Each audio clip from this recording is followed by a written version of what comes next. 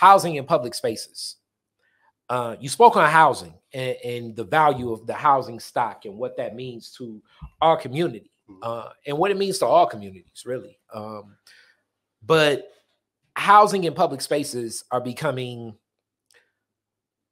a lot different for Detroiters right now. I know a lot of Detroiters just looking for rental spaces, and it's almost impossible. Many Detroiters are bracing themselves for what looks like another economic collapse, of another housing crisis looming. And public spaces, when we think of the public spaces and the investment in these public spaces, as this is definitely tied to the gentrification impacting Detroit right now. I want you to speak on that haves and have-nots of that need for those public spaces, and where housing is standing in reference to that. I think housing is essential, right? It is what they say is your peace. It's where you lay your head at, and it helps determine what you're going to do and how you're going to face the world. But when you look at the framework, like we're moving out, we've moved out of Zone 8, we moved out of Linwood, we moved out of Mac and Beechwood, and who have replaced us in those areas? White folks. It's more white folks in what we call the hood than ever in our lifetime, right? Yeah. And it's interesting because the reason that we say we won't move over there is the reason why they say they want to move over there. Like, I feel safe.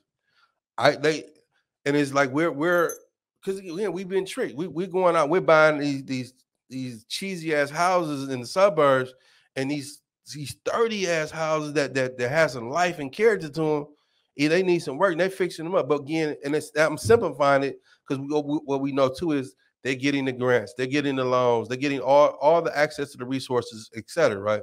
But are we building the type of organization, the type of structures to addressing these different dynamics, but more importantly, internally within our community? And this is what's creating this such a divide, because the grass is not greener on the other side. Doesn't mean that we all can't, everybody has to stay and live together in the same spot. I don't believe that. I don't believe that. I don't think none of us should believe that. But however, we should create a vision, because democracy doesn't start at the top. Democracy starts at the bottom. It starts with poor people and being able to fix and solve solutions, bringing solutions to the poor people, and creating sustainability. But what's happening in poor communities? They're not getting access to invest in their community, to build up the type of houses that they need to create the sustainability. Like in my neighborhood, there's an organization that's trying to rebuild Zone 8, what they call Northwest Goldberg, in their own image and likeness. So again, say if you're someone, you're third generation living in a neighborhood, particularly this neighborhood, and you haven't had no one from work on your house in 3 decades, and you're saying you're about community, and you built up 3 or 4 houses, how you gonna feel? You're gonna feel a certain type of way. Yeah. And this is what's continuing to create the dilapidation, to create the despair, the hopelessness. And this is what we have to resolve. And again, how do we pull our resources? Like I think we have, and I believe all of us say that we have enough tools within our community. We have people, carpenters, we have roofers and whatnot. I mean, I still have the video of what this house was when you first got it. Yeah. He stayed here a night, and it was a wild. I stayed 15 days. Well, I came in here for the night you stayed. The first night, it looked like a trap house for real, like. But the creativity, and when people walk in this space and you see doors, reconditioned doors, wood finished, like. It took creativity to pour into this space, and now you have something that's very dynamic, unique, and still sturdy as you speak to. Right. So you can talk a little bit about that and tie that to being in public spaces. We see food coming in now, in the door for this. The need for public spaces too, because before we had our spaces, we'd often want to do a lot more stuff, and we'd be like, "Where can we go? Where can we go? Where can we go? Right. Where can we go? Where can you do something like this?" But also, tying into the what I was just saying previously, when folks see what we do in our community, and many of us in this place own institutions, and institutions that the houses or the lots that we renovated was fucked up. People have walked past for years and years and years, and so that dilapidation of that area begins to take root in that person.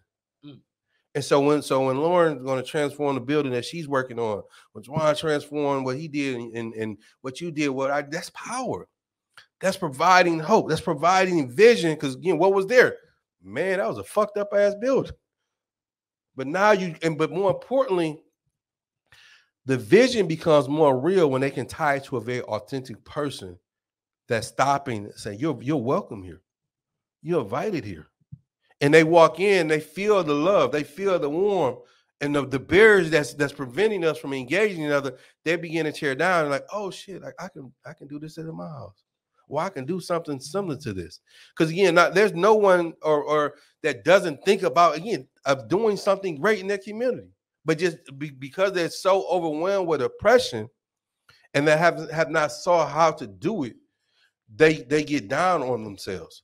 And so all of us create some type of opportunity to what transformation looks like. Same thing, I ain't into garden, but I do love the look of a nice ass garden, right? Again, it was nothing there. It was weeds and blah, blah, blah. You go, this shit growing all over, you can eat and whatever. That's power. That can be communicated to a community. Because again, we've been stuck here for so long, we have not seen that type of power. Because we think of power in a different type of way. And if we can harness that, because the power relies is based upon what we built is to what? Not serve us. That's why, and this is what goes back to us not removing ourselves as using the language as founders and emphasizing what's the purpose of what we're doing. It's designed to serve people. If that's our language, then let's communicate that it should be less about us and more about them. It should be less about us and more about them, even in our language and everything. So this is what makes a place like the Mama Cool House and all the other communities. So like and the question is, how do we pull those things together? Because by default, we end up competing with each other because we're not controlling the landscape. We're all searching for resources. So just imagine if we all pull together, we're going to try to raise $10 million together. That would be powerful. But the hard work is how are we going to break the $10 million up? Yeah, you got that right. But it's doable. I agree. It's more than doable. But are we committed to that type of work? Yeah. And because at the end of the day, I know for myself, the 7.5 years that it took to renovate this, that almost broke me. And I only can imagine a lot of you guys in work that you do and your passion. When you go home and after a hard day, and you're like, man, I don't even want to do this shit no more. I mean, and then not to mention the DTE bills and, just the upkeep and the maintenance of this space. And like the new movie with the Will Smith, right? The individual with the whips. Like we all got those. We don't have those physical whips, but we got those mental whips. We have those spiritual whips that just beating the shit out of us. And then some of us like, man, you just got a fetish for pain. I ain't got a fetish for pain. I got a fetish for liberation. State of Black Detroit 2022 is brought to you by Detroit is Different.